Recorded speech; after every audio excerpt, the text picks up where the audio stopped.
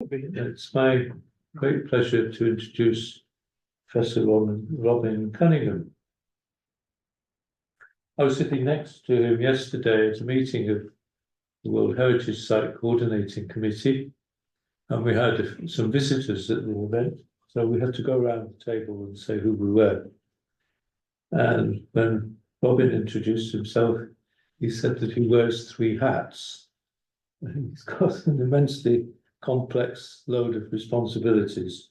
The brief title is UNESCO'S 2014 Chair on Archaeological Ethics and Practice in Cultural Heritage. He also has other responsibilities within the university, and it's just been telling me that those are going to increase from October. As far as we're concerned, his credentials are that he's absolutely steeped in all aspects of World Heritage sites, not only in this country, perhaps even more abroad. And above all, he was delighted to be invited to speak to us. And indeed, he said it was a privilege, which I found quite humbling. So it's a great pleasure for me to introduce Professor Robin Coningham, who will talk about the very long title that's on the screen. Thank you, Robin.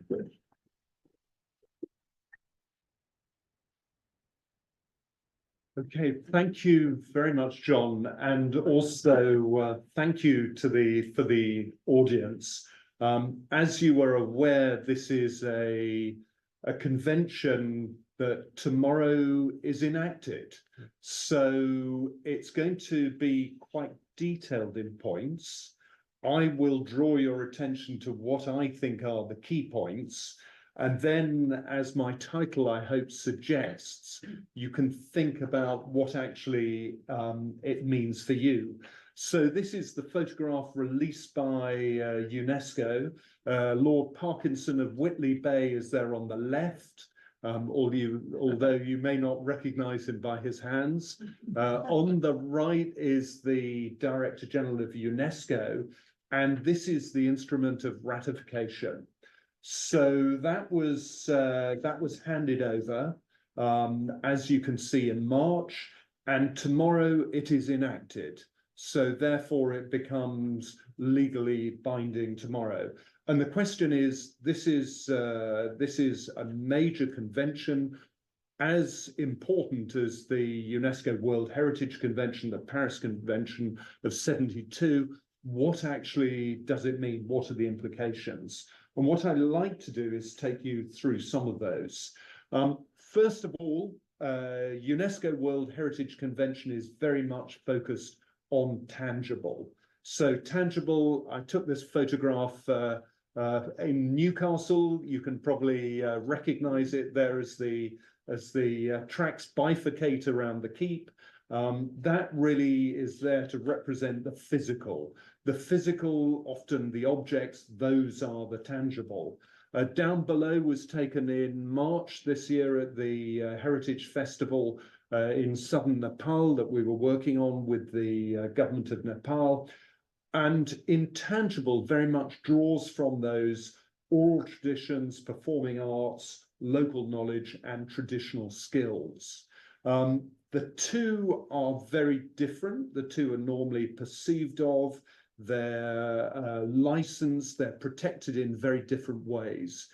And now we actually have both enacted from tomorrow, and this is a question of how they interact and what to do. This is the structure. I'll give you a race through UNESCO, the conventions that we have ratified, that we've accepted, those we haven't yet, some of the programs as well, and then into what does the convention actually say, the 2003 convention, and then into Durham City and County and what it actually means.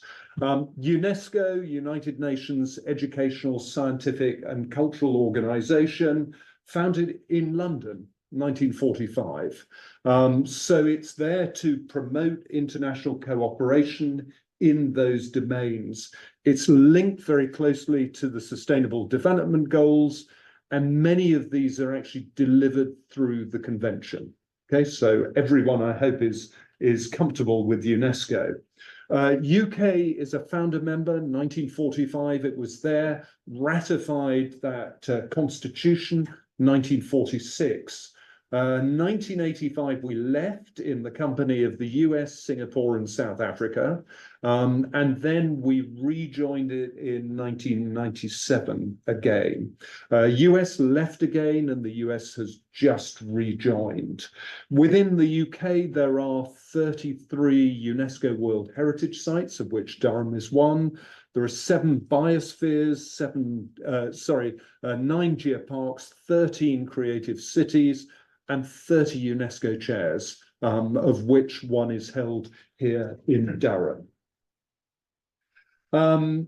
And of course, most people associate UNESCO with UNESCO World Heritage Sites.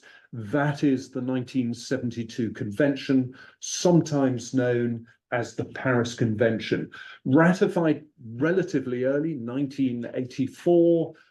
As you can see, the numbers climb and climb and climb. It's almost 2,000. Last summer, I was in Riyadh at the UNESCO World Heritage Committee meeting, and sites were rolling onto the list. As you're also aware, the UK has recently lost one, Liverpool, through development. Currently, there are 33 within the UK. Very close to home, apologies for the slightly overexposed photograph I took. And of course, Durham is one of those UNESCO World Heritage Sites. A very early one, as you are also aware, we have no buffer zone. Buffer zone, we have a property boundary which runs down the middle of roads, which is sometimes a little awkward. We reset our outstanding universal values when they arrived, but since 1986. Other conventions that we've signed up to are the 1954 Hague Convention. If you see the dates that we ratified it, we only got round to that in 2017, which is quite an amount of time. The US has still not signed up to it. It is there to protect cultural heritage in a time of war. It means that those who've ratified it, state parties, of course, this is all nation state level, are not to target heritage buildings, and neither are they to locate military establishments close to heritage buildings. That's the Hague Convention. This is a photograph I took after the bombing of the Temple of the Tooth in Sri Lanka, a World Heritage Site by the Tamil Tigers. We have accepted, which I understand is the same as ratified. I looked it up in the Vienna Convention. So in 1984, we accepted the Convention for the Prevention of Illicit Import, Export, and transfer of ownership of cultural property. So we've signed up to that to try and suppress the trade, the illicit trade and trafficking of heritage materials. Here's a photograph I took in the 90s of a rather beautiful Indo-Greek site being looted in Pakistan. We have not ratified the 2001 Convention on the Protection of Underwater Cultural Heritage, which came as a surprise to many of those on the team who were presenting it. And it does look very sensible. It's a common legal approach to protection of material within seas, but also within rivers. Who knows, perhaps that convention will be looked at again. Often state parties will take time to look at the ramifications, the costs of signing up to a convention. And of course, you have to realize that whilst these are conventions, they're international, and frequently that means additional contributions to funds across the global world, but that's one we didn't. We've signed up as the UK to a series of other programs. There's a Biosphere Reserve program. We have 7 within the UK. Overall, there are almost 1,000, and they're there to improve human livelihoods and safeguard natural and managed ecosystems. Here are some of the biospheres. I'm not sure if you could list them as a test. I thought we'd probably skip that. You can see they're quite sort of spread out across the UK, the biospheres. Has anyone been to a UNESCO biosphere in the UK? Yes. Excellent, excellent. Okay. And the other one are geoparks. Can I ask who's been to a UNESCO geopark? Yes, there's one in County Durham. So UNESCO geoparks, they are there to use geological heritage to enhance awareness and understanding of key issues facing society, such as climate change, natural hazards. This is the list of the 9 within the UK, and North Pennines are within that. So County Durham actually has 3 UNESCO listings: UNESCO World Heritage Site of Durham Cathedral and Castle, the Geopark, and bizarrely the UNESCO Chair. We're all listed as being within County Durham. The North Pennines, of course, is shared across Northumberland and also Cumbria. And as you can see, it's quite interesting, 33 staff, which is, you compare that with the staff as custodians of the World Heritage Site, that's a significant number. And of course, with the Bowleys Visitor Centre. So that's the sort of race through our relationship as UK state party with UNESCO. So the 2003 convention is focused on intangible. So the 72 convention, which we normally associate with UNESCO World Heritage Sites like Durham, is tangible. This is very different. Also, the language is very different. With the 72, it's about protection. This convention is about safeguarding, which is a very different perspective. It's developed there. There are 4 main purposes. Firstly, is safeguarding. That's not protection, it's safeguarding. Secondly, is respect. So it's about sharing respect of communities, groups, and individuals. Also, it's awareness and mutual appreciation. And then, of course, it's international cooperation and assistance, which also means capacity strengthening and also funding. So those are the 4, very different from the World Heritage Convention. Now, the definitions are there: intangible cultural heritage, practices, expressions, knowledge, and skills. The difference, of course, is that these can be constantly recreated and adapted. So this is an extremely fluid convention. With World Heritage, it's protection. Here, it's a recognition initially that all of these are changing continually, which is another challenge in terms of you're not trying to freeze a practice, you are actually recording, and then you're recognizing that it is very viable for these to change and to transform. It's a recognition also that they offer a sense of identity, continuity, and then there is a very clear distinction that actually they should be compatible with international human rights. So there are some intangible cultural heritage practices which are deemed inadmissible within this if they cross those barriers of international human rights instruments. So it's a very different set of concepts if you compare it with our World Heritage Committee. So the domains are oral traditions, expressions, and languages as the vehicle of intangible cultural heritage. They are performing arts, they are social practices, ritual, festive events, they are knowledge and practices concerning nature and the universe, and traditional craftsmanship. Now, immediately, if you look at those, they're quite broad, and also they overlap. And one of the things that we've seen with inventories are frequently a particular practice might fit 2 or 3 of these. But these are the domains which are recognized. This is a festival taken in November in Nepal. So I think what is absolutely key is this idea of safeguarding. It's not protection, it's safeguarding. And it's geared around viability, which is linked to change. And that is extremely difficult to control.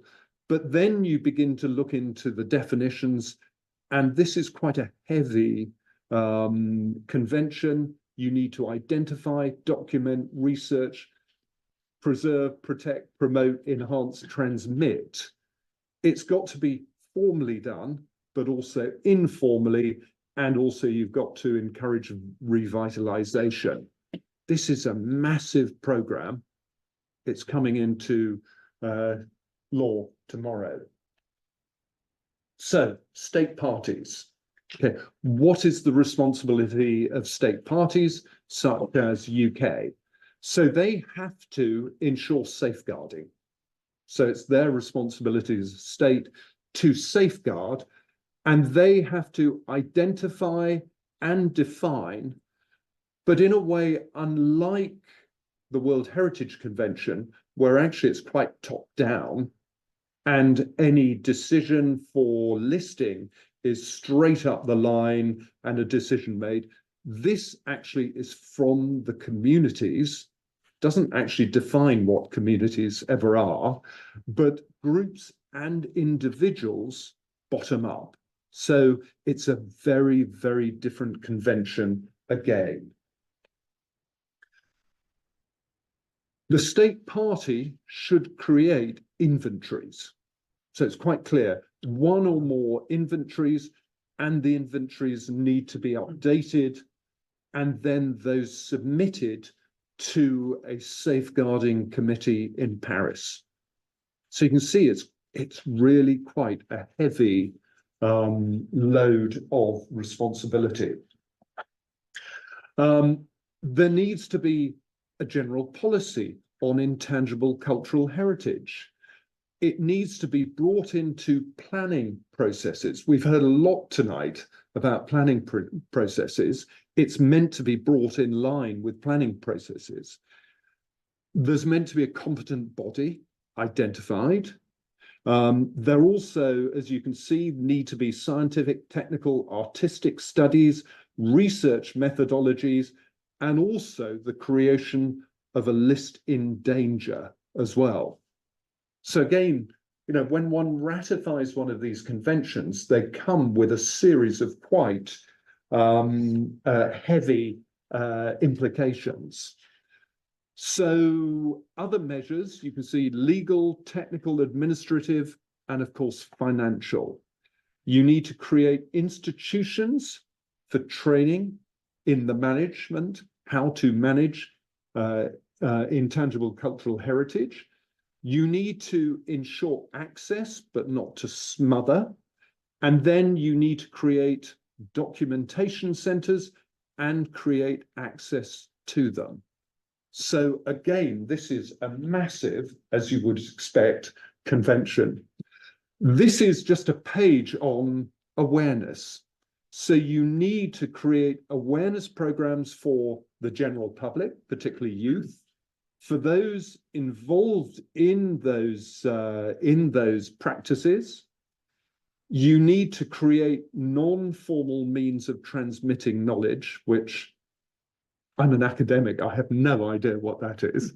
And then you move into keeping the public informed about the threats, and then you need to educate the public as well.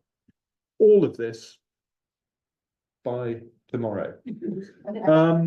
And then participation. You have to ensure the widest possible participation of communities, groups, and individuals within it, and involve them actively within the management.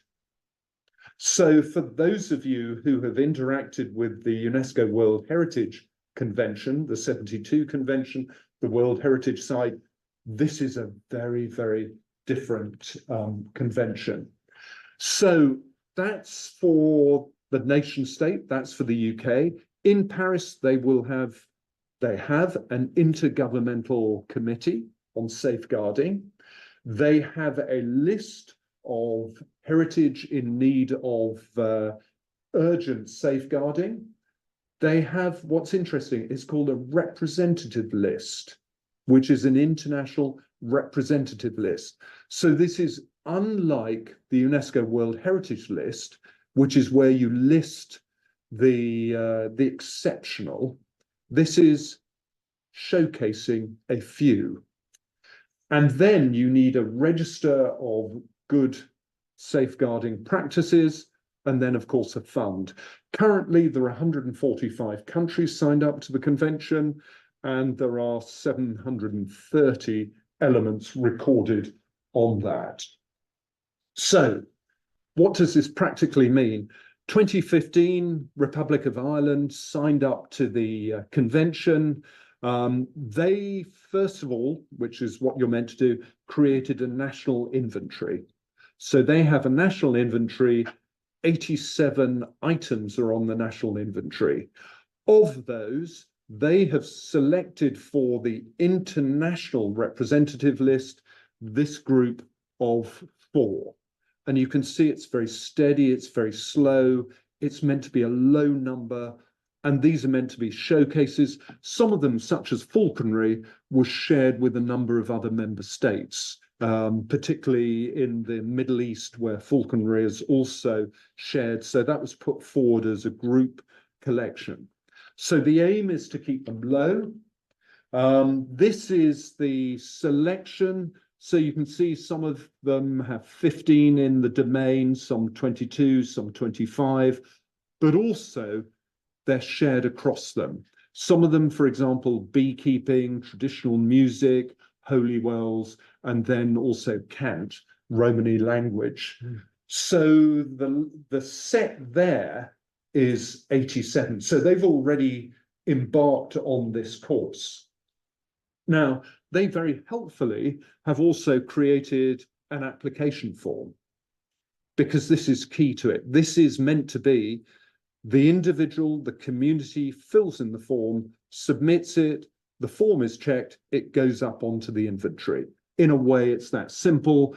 And actually, there's no need to invent the wheel, so to speak. It's already being enacted and explored by different nation states, such as the Republic. Now, what is really interesting is in 2020, the House of Lords debated it, and you can see very clearly for the convention that middle paragraph, the benefits would not outweigh the costs. And that's always been the argument for not committing to the 2003, that actually the commitment at cost would be extremely expensive. And then you can see in 2020, there was no intention of ratifying, and we find ourselves tomorrow with it enacted. Now, there are lots of criticisms of the convention. So I just listed 2 pages. Partly, very few states have policies on intangible cultural heritage. Very few of them are protected legally. There are issues with intellectual property rights, who owns the IP, particularly when you move into medical areas. There is an issue that in many countries, they have completely different legal or agencies responsible for heritage of tangible, heritage of intangible. And also, by creating a central authority, you tend to erode traditional regeneration. It does actually encourage freezing. And in many countries, some of which I've worked in, colleagues see many practices as backward or unscientific and are unwilling, therefore, to engage in that mapping. Frequently, when you speak to people, it's lack of funds. To do this properly is expensive, and also capacity to keep those going, the training. Other countries have identified that actually it's divisive rather than unifying, because it begins to identify and champion a particular aspect as opposed to others. And also it tends to freeze change. When some of these may have developed over decades, it tends to include and freeze. Some people have said these are very vague, and the representative list, it's only showcasing, it's only a few, but they are actually submitted by the state. So sometimes you get bias. No state really wants to go on the in need of urgent safeguarding, in the same way that very few states want to lose a UNESCO World Heritage Site. And also there's the challenge that actually, how do you differentiate tangible from intangible, because many of these are bound up. UNESCO give pages and pages of all the wonderful benefits of the convention, and undoubtedly biodiversity, environmental sustainability, these are parts of them. You also have livelihoods, generation, tourism, and in many communities, resolving disputes and peace and security. So there are challenges, but also there are very clear sort of benefits as well. Should we be worried that the UK has signed quite so late? Probably not, because this purple line is actually the speed of signatories to the convention. And you can see other conventions, such as the UNESCO World Heritage Convention, actually took an awful lot longer to become subscribed. And actually, that's one of the most popular at the moment. So the fact that we as the UK have signed late is not necessarily a mistake. Maybe we can learn from others. Now, it was ratified. And can I ask, how many of you were actually part of the consultation? Because DCMS launched a consultation. So what was interesting was this was debated in the House of Lords last year, and they were the ones who scrutinized and then recommended that the convention goes forward. And they thought Christmas pantomime, Welsh male choirs, tartan, and also the Notting Hill Carnival could all be elements on the inventory. So DCMS, who were responsible, actually launched a consultation, launched between December and February, not particularly broadly launched. It was online. There is no final analysis of the consultation yet, still. So there, you had your chance to input and have your voice. Actually, a lot of the consultation looked quite sensible. They wanted it to be community focused rather than from local government, rather than from state parties. They wanted it to be an opportunity of being inclusive. And also they recognized that actually there was no one organization within the UK or across its nations or its overseas dependencies which actually could have responsibility for this.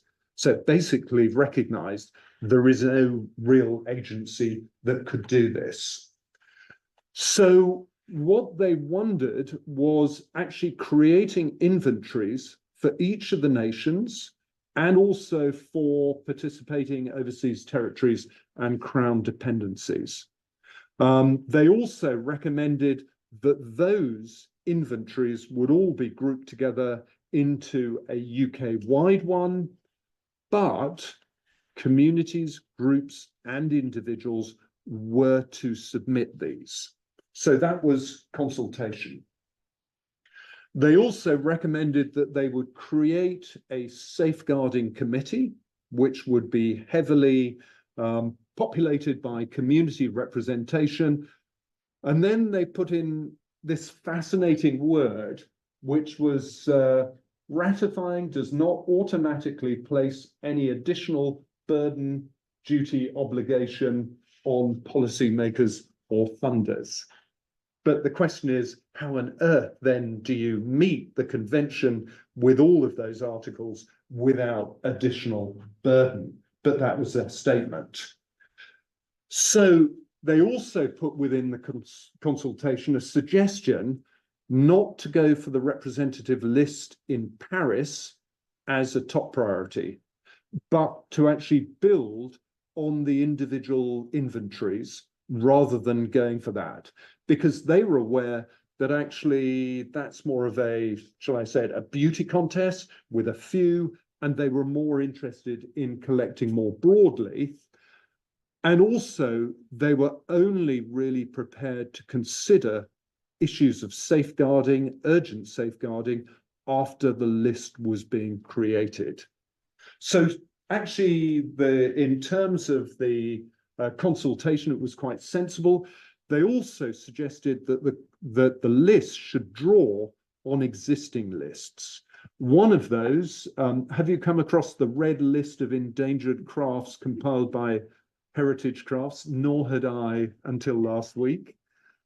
So apparently they keep a list of crafts, for example, which are extinct. So lacrosse stick making, unfortunately, is now extinct, an extinct part of intangible cultural heritage within the UK.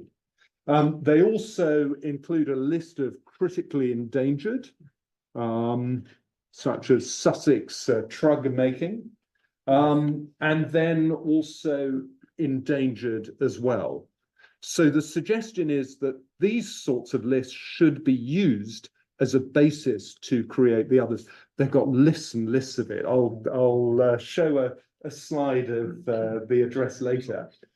They also suggested that actually the inventory created by the Museums Galleries of Scotland would be another source of data.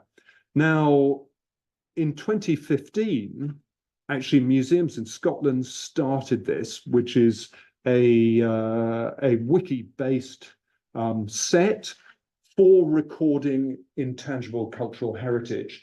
And in a way, it's fascinating. This is the website. There are 5 domains, if you remember. The 5th domain is, of course, funds and international assistance.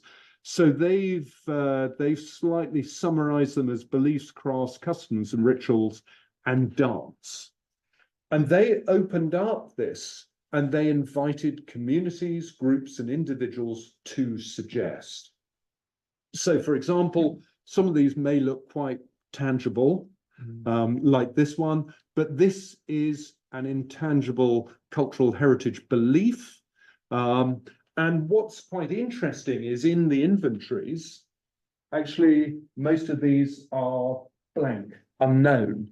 So the inventories don't have to be holistic when they go in. They can be developed, they can be built. So it doesn't mean that you need a complete set before they go in. Beliefs, there's a stone with its belief. Also, there is tweed making, but also the application of henna.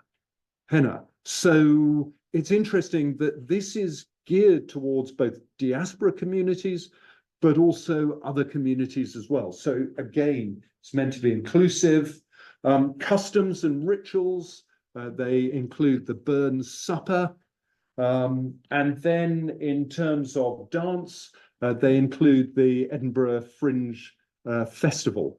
So some of these are more modern, some of these are traditional. So really it's up to communities, groups, and individuals to put those forward. And also, they've based it geographically. They've put out a call so you can email your suggestions and then they will include. So in terms of a roadmap, my assumption is this is the model that will be rolled out, but already it's being trialed within Scotland. So Durham City and County and 2003, what does it actually mean?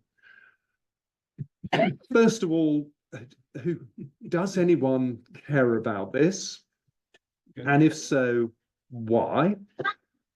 The next question for city, county, who hosts it?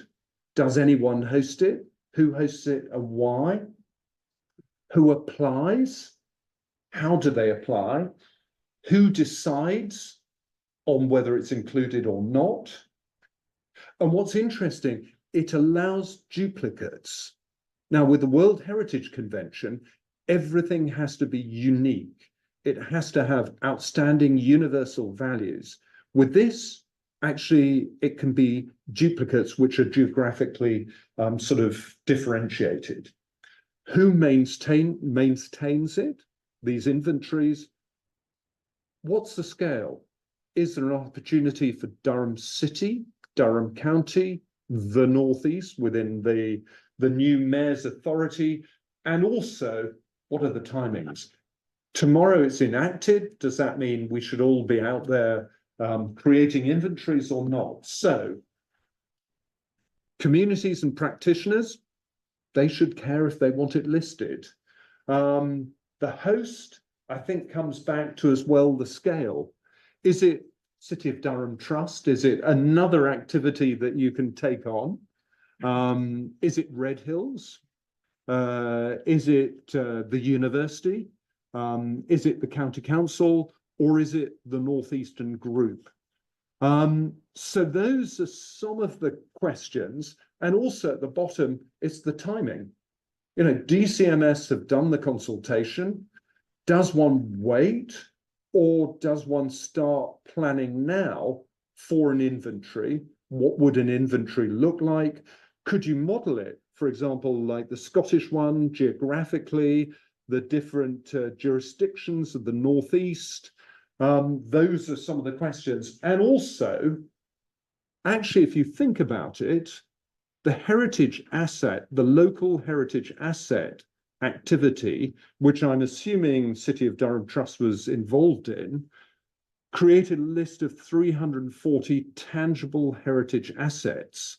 So you've already done it in a way with tangible, many of which are probably linked to intangible.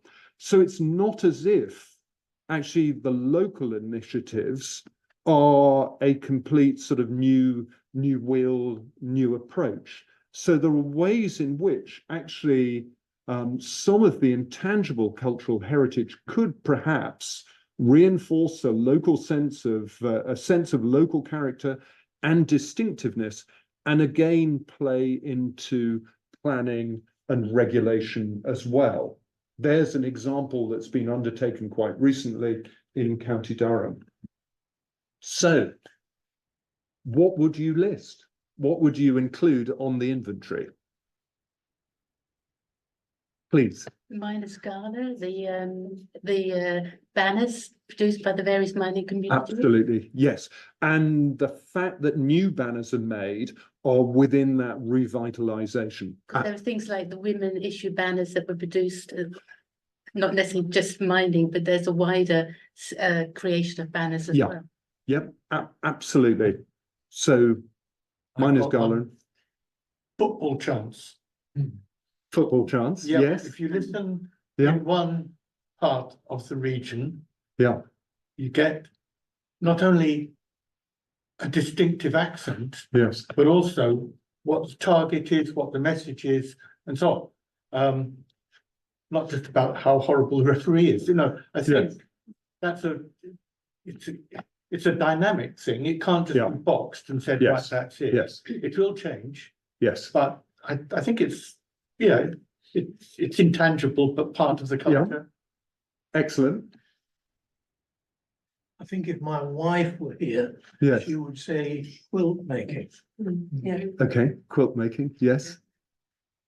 traditional music and dance. There's a Yeah. lot of it about Small pipes or art. yes, yes, There's yes. a lot, no, traditional music and dance Yeah. is very strongly represented in County Yeah. Durham. Crocky mats, crocky mats.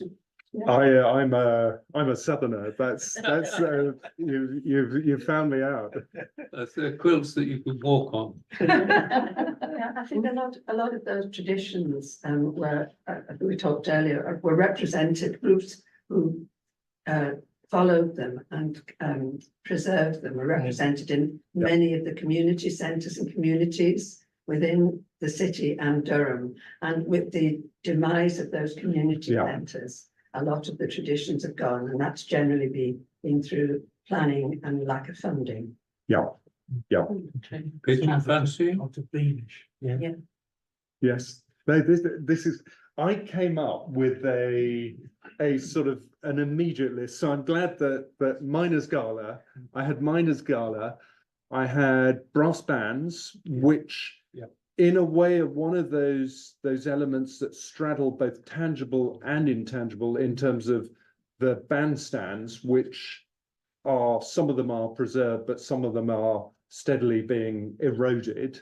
I thought I had to put in the choirs, because actually that's in the World Heritage listing in terms of the intangible, and also modern festivals. Durham Book Festival is one of the early ones. There's no reason that couldn't be.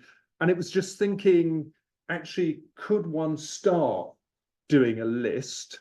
Because undoubtedly the inventories are coming, but actually, would it be a really interesting and very positive move, starting thinking about listing, how the listing's done? One could take and learn from the Republic of Ireland pattern, from the Scottish approach.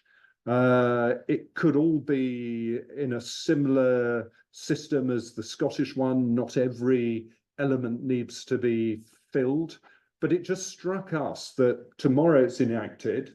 We can either wait for DCMS to make a decision, to then come out with a form, create probably its committees first, or actually would it be a sort of a rather positive reaction to it being enacted to start working on this process? Just like to say that I asked my husband yesterday, where did I read about this very thing? And I think if anybody else knows, there might have been an advertisement in the Durham Advertiser this week about this. Right. I've read it somewhere, either online or in the newspaper. And it's just one of those things where you think, oh gosh, Yes. we've got to get that thing together. And I think they've already started, somebody's already started it, because it was definitely about applying or presenting a list. Yes. It wasn't just a news article. Okay, because there's been a lot of interest in it in terms of media. I think everyone was taken quite by surprise when it was ratified. So there was an awful lot in the newspaper about it could be Notting Hill, it could be all of these others. So further information. There is the convention itself, if you want to look at the full detail of the text. There is the UK consultation, where I've screenshot quite a lot of these. The ICH Scotland Wiki is actually quite interesting. It's worth looking at. The Irish inventory is again quite interesting, particularly with the form, which I put there as well. So if you want to take a snap of those for future reference, please do. And at that point, I think Questions? I hand over for questions. Oh, right.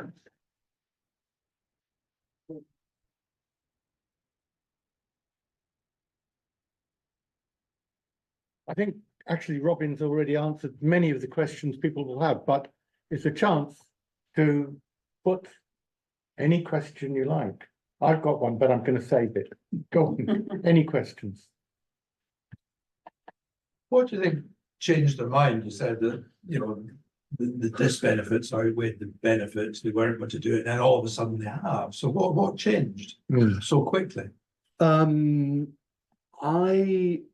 what I understand, a number of groups have been advising. So ICOMOS, which we tend to think of as one of the advisory bodies for UNESCO, particularly when it comes to World Heritage, they, I know, have been pushing very strongly for this convention.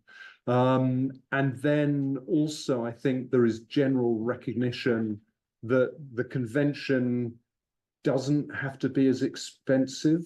So, you know, you can go down the route of, if you want to put forward a site for World Heritage status, you're probably looking at £100,000, £150,000, maybe more for the amount of capacity, professionals, consultancy to put in. This route that they've gone down is one which is quite a sort of a low cost at the beginning, and then it doesn't necessarily need to be a vast cost. And 1%, I think it's 1% of the state's contribution to UNESCO then goes into the Intangible Cultural Heritage Fund. So it's not an additional payment. So my assumption is that there was a debate as to whether to take it in the same light as the World Heritage Convention 72 and make it really top down, extremely heavy, or actually go for bottom up in a very different approach. And I think it also probably viewed that if part of the responsibility is within devolved government, perhaps the capacity issues and the cost issues are covered. And already Scotland was doing it. So I think there were very clear examples of a cheaper version. So it came down to probably Treasury. I should see Scotland leading the way. Sorry, Scotland leading the way. Yes, of course. And being Scottish Island, it was about money, of course. Yeah, Douglas. Yes, may I first thank you for a very clear description of what's all involved, but may I make a personal, entirely personal comment, which has no relationship to you at all? Yes. I am a geographer, and I'm not really interested in this. I'm interested in the cultural, which is literature and music and painting. Being a geographer, this stuff I would leave to the anthropologists. Yes. I think partly this convention was developed in recognition that many communities don't have the monumental type categories of structures that perhaps within Western Europe had. So if you look at the mapping of UNESCO World Heritage properties, they are hugely clustered in Europe, hugely clustered around, say, Italy, the Mediterranean. And I think there was a recognition that there were valuable concepts, but they weren't necessarily monumentalized. So within the World Heritage list, we've gone down routes of cultural landscapes, mixed landscapes. So I think this is part of a rebalancing of value of heritage. But I completely understand. My own view is we've done geolocation of intangible. So we've done some pilots in Jordan where we've mapped local community stories, artwork within the landscape, and actually that's in a way far more opening up. So one could have this sort of rather broad perspective where nothing's really geolocated apart from a broad boundary, or you could go through a route where you actually geolocate, whether that's within a building such as the blue line within the cathedral, over which women were not meant to move, whether you geolocate, for example, the Sir John Duck's house with the story of the gold coin, whether you choose to geolocate these within a town, or whether you go for the broader sense. At the moment, I think it's seen as being a much lighter touch in this way. So as a geographer, I understand your dilemma with this. Yes, please. This is such a huge and very broad sort of approach to almost everything. It is like, you know, the history of everything. But there are some aspects of it which are probably, in my view, more politically salient than for perhaps us in the UK, where as far as a member of a community which is involved in traditional music, poetry, all sorts of arts like that. Since the 60s, those cultural assets have been more or less protected, developed, and enhanced by the grassroots who brought them either from other communities or were embedded already.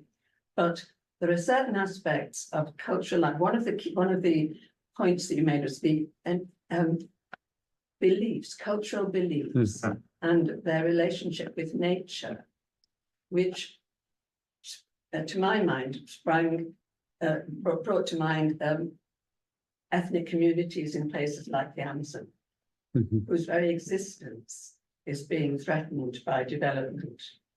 And their beliefs and their practices have to be, in a sense, protected and not simply, you know, respected. So how I can see that there are some communities and some beliefs that need more protection than others, or more safeguarding than others, but for very different reasons. You know, so how is the funding of this going to be kind of like evaluated? But the funding tends to be needs-based. So the same with UNESCO World Heritage Site funding. You can get participatory, you can get support for UNESCO World Heritage Sites. That does not go to Europe or North America sectors. It tends to go to least developed nations, smaller islands. So the fund is focused on communities who do not have the funding to support that. So, for example, much of my field work is undertaken in Nepal on UNESCO World Heritage Sites. There are also programs in Intangible Cultural Heritage, because the UNESCO World Heritage Sites tend to be the built environment, the magnificent sort of cities of Kathmandu, but actually the intangible cultural heritage is recording the less tangible aspects, the less monumental aspects of transhuman communities, and also of communities who have values not in, you know, magnificent structures, but in communal aspects. So the funding actually does flow in those directions. Yes. That's good. Yeah. Polya. I just wondered if the university's already started thinking about this, because in your presumably in your master's international cultural heritage management, that must be in sightlines for those. I was aware that this process of ratification has been going on for probably 2 years. That people in DCMS were saying, you know, there was an awareness it needed to change.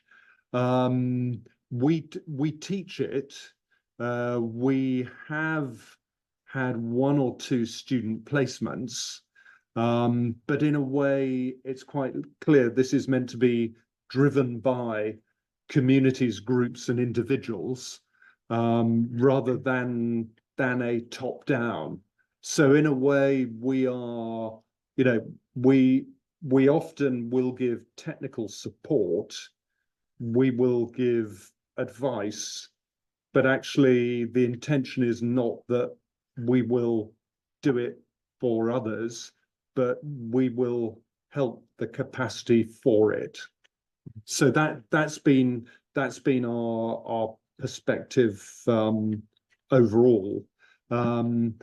But now it's ratified, it's very much up to whether there is a demand for support in this area, and in which case, you know, certainly within the UNESCO chair, it's there within our articles of creation that we support the conventions. So now we've, as the UK, it's ratified, we've been supporting the convention elsewhere. So it would be very easy to do that, albeit there are three of us. Yeah. Any other questions? Can I ask mine? John? Thank you. May I? Oh, John, sorry. If the trust were to do a little pilot, where would it go after we've done some work? I mean, personally, I think a pilot, I think you'd probably find partners to work on a pilot, because many of these will fall within the domain of Red Hills. I think were you to engage in a pilot, I think it would be a really positive move to try and shape what the inventory will be, because there is a mention within the consultation about regions, and the need for regions to be represented. So I think there is a real opportunity for exploring what that might mean, and whether you know, Durham is the lead within the new Northeast Mayor for culture. So there would be a footprint for actually having the Northeast as a holistic view, or it may be that actually starting in Durham City is a way of actually testing the water first, testing the breadth, and whether sort of communities are interested in mapping this, and how that is. So I would say, were the trust interested, it would be an extremely, I think, significant move. It wouldn't be duplicated. Yes, the forms may slightly change, but actually they're going to be based on what's available already. So that would be quite a powerful move. And I think it would also help, in a way, maybe push beyond the Baileys a little, because the intangible, you know, as you're aware, we're supporting Red Hills with its move for a serial transnational nomination. And I think many of those aspects are ones that can also be drawn out through intangible cultural heritage as well. That's good. I don't know which of my questions I should put, but I think The easy one. this is something that's been going through my mind as you were speaking, and that is essentially there's a kind of conflict between this stuff that's intangible and capturing it. Yeah. You know, cataloging it, and use the word freeze and use the word suffocate. And there must be a risk, mustn't there? That, okay, we've got that one catalogued, you know. Yeah. It's not intangible anymore. Yeah. It's Yes. made very Yes. tangible. Yes. There are other questions, but I'll use my thank you speech to put them. Okay. Yes.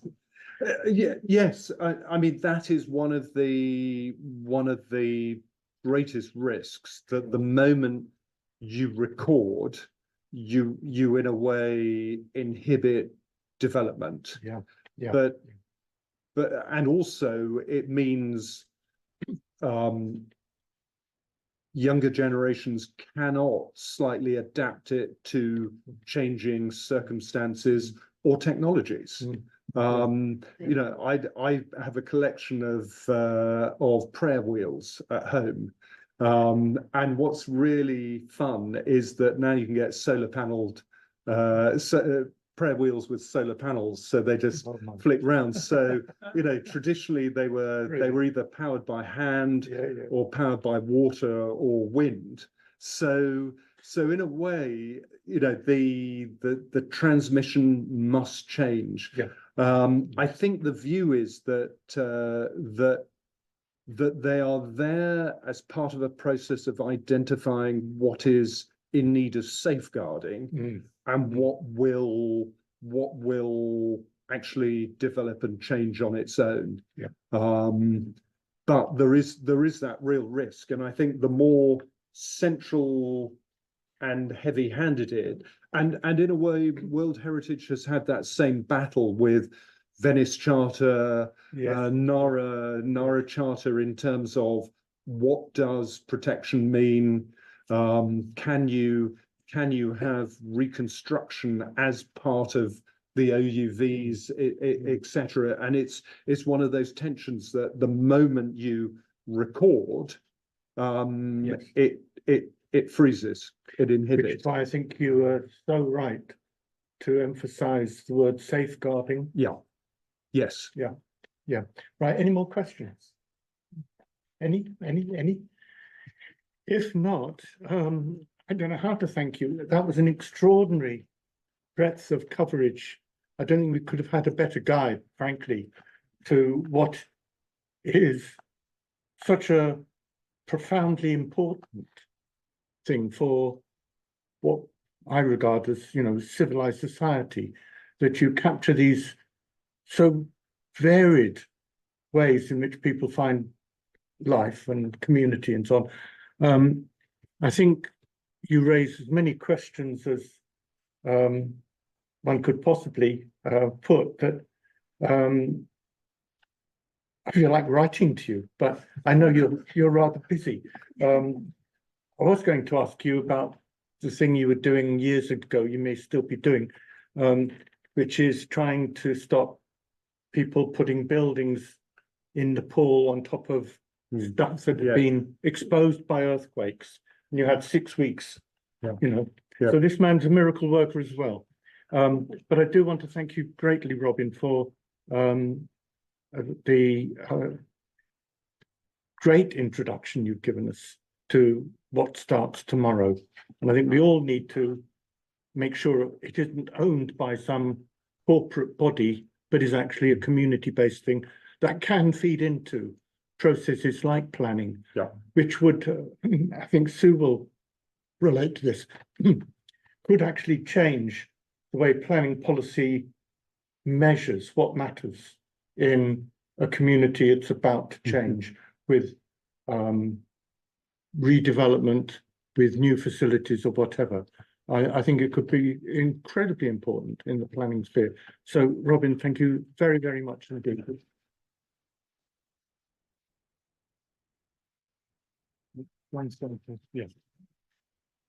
Yes, thank you. I'll just add my thanks very briefly. Astonishing tour de force to talk so clearly about the intangible. I've got a book here with which to thank you, Robin. It might seem a curious choice in some ways. It's by a politician, Caroline Lucas. It's called How to Reclaim Our National Story.